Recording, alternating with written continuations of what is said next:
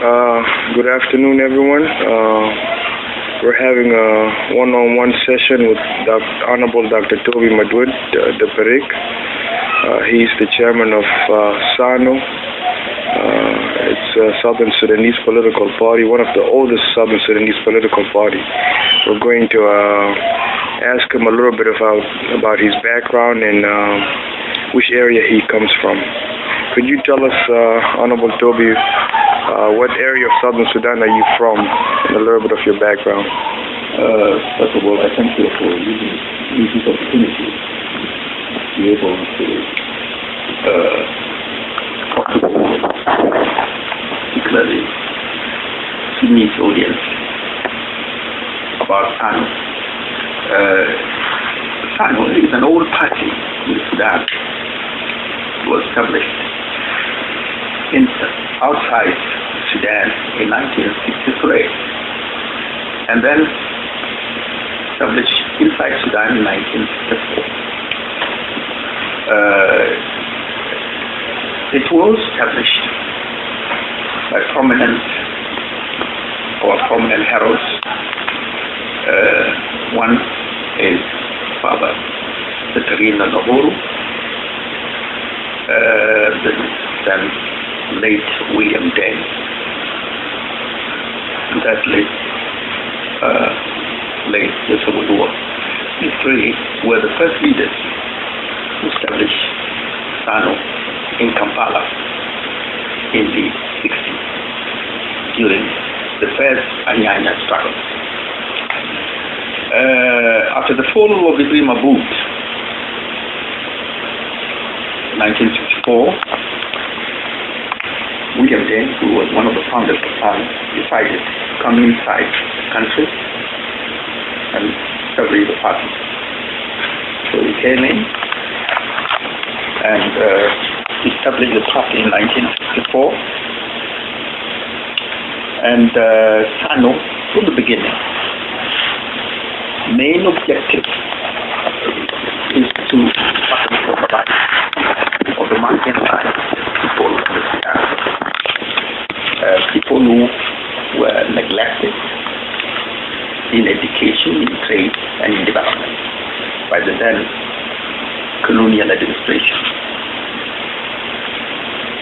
So the people, the marginalized people that were really neglected were the South, the Nuba, the Southern Blue Nile, the Eastern Sudan, and Darfur. These were the marginalized areas. So when SANU got established inside the country, SANU invited the parties of these marginalized areas to come together with SANU and form a front in order to fight for the rights of the marginalized people. And this was done. In those days, most prominent from Darfur was the Green Beret. The most prominent from the Nuba Mountains was the Philip Bush, and so on. The struggle continued, and as you know, the then government that came after independence did not allow parties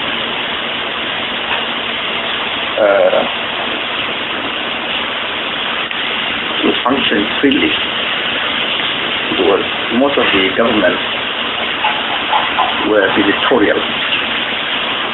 And so, but these people of the marginalized areas work together in order to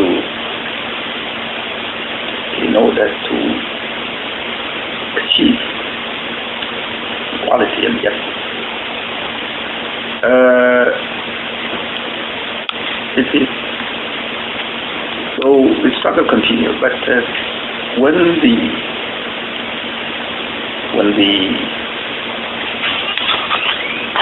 military government of the Islamic military government came to power, it made the situation more worse by changing the constitution into an Islamic constitution. And prevent any freedom. So most of the people in these marginalized areas decided to get out and fight for their rights. And that is why in 1983, John Garang and others from the Nuba Mountains, from Southern Brunei joined, and even the Fort joined to fight the central government. Can you talk a little bit about the relationship between SANU and the SPLM as a political party? A lot of scholars always point to the fact that it was SANU's philosophies that made it possible for us to have the current SPLM, and that late Dr. John Garang actually learned a lot from SANU. As a matter of fact, the SANU from the beginning was committed to a democratic system, wanted democratic participation, and twice SANU entered the elections and won many seats. SANU is a party of the marginalized people, particularly the rural people. In that party, the youth and the women are encouraged to participate in the running of their affairs. And SANU youth and SANU women worked very hard in organizing the people. So the organization was done in the south, and then when wars increased, and many displaced people went to the north, they all joined, they all went to the north, most of them went to the north, and they began to organize the SANU in the north.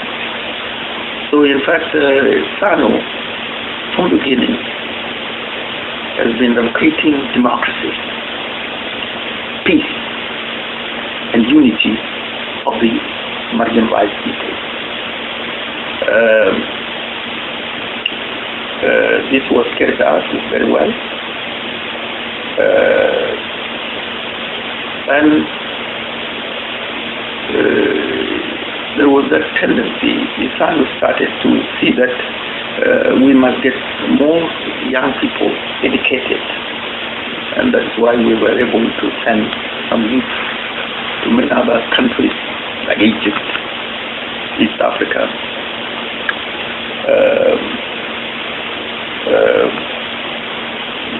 Europe, and so we're able to send some youth to Liberia, to Congo to study. So, in fact, it has been the idea of SANU that the youth and the women must be given education, must be given training. And that is why, and not only in one area, not in headquarters, not in the provisional headquarters only, but all over people are encouraged so that the youth organize themselves, and then they are trained to know their rights. It is the right, as we know, that it is the rights of all our people. See that they have, the children, they have their free education It is right that the people must have health care. It is right that we must have clean drinking water. Right, we must have food, and so on. These things cannot be materialized unless we train and educate our youth of their rights. And this was what SANU did. SANU trained the youth, SANU trained the women to be able to fight for its rights. So it's quite obvious that SANU has had this doctrine of including all marginalized people from all from all the regions in Sudan in general. Yes. And we can see where SPLM has adopted over the years to include all the marginalized in Sudan rather than the original idea or objectives, yes, which were just only the Southern Sudanese liberation. Can you talk a little bit more about SANU in the future, moving forward? And we know a lot of our people are. I do say our present SANU youth and SANU women have big challenges than before, because during the 21 years war, a lot of destruction has happened. Over 1 million people have been killed, and over 4.5 million people were displaced. And all the infrastructure, schools, health centers, water supply, bridges, roads, all this, including even farms, were destroyed. Now, after the independence, we need now to start rehabilitation and resettlement. And rehabilitation and resettlement is a very hard thing. But we feel that if our youth, our women, and even our children are given enough education and enough training, we hope in some few years to be able to recover from this destruction. Are you optimistic about the future of a new Southern Sudanese sovereign state?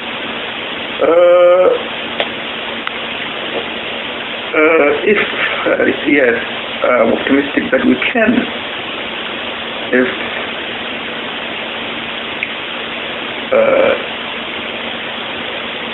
If we follow the SANU program, which is geared to the development of the youth and the women and the children,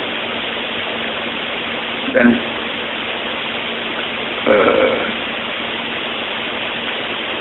we can really in a short time recover. We are committed people to democratic participation. We are committed to unity and love and peace among our people. If we are not united, if we don't encourage peace, then we cannot develop. We must see that we free the country, the people,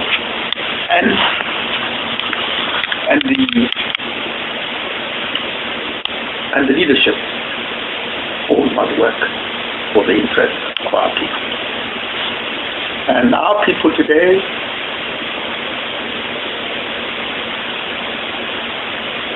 they are in need of this. There is need very badly of development. And this development can only be possible with taking education, giving training to our youth, to our women in different fields. That is, for example, take, for example, today, we start all over the 78 counties we have in the South. 78 counties we have in the South. We start with workshops where there are carpenters, there are welders, mechanics, electricity, and so on, building. I am sure within a short time we'll be able to see the fruits of our work.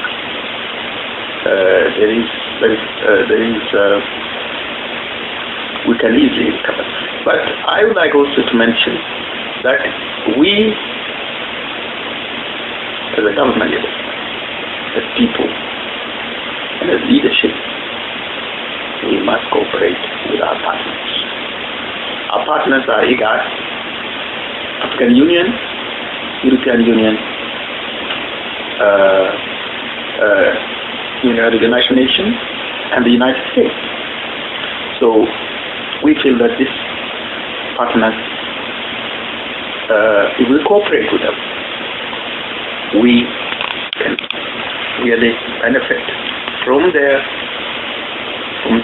assistance,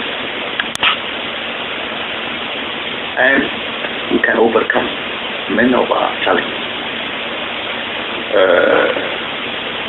So we in SANU, we feel that we must cooperate with our partners. We must benefit from our partners, and we must see that the road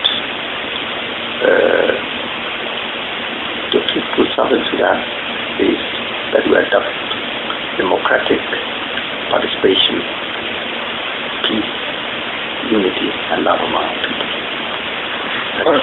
Honorable Dr. Toby, we thank you for your time, sir. This is session 1.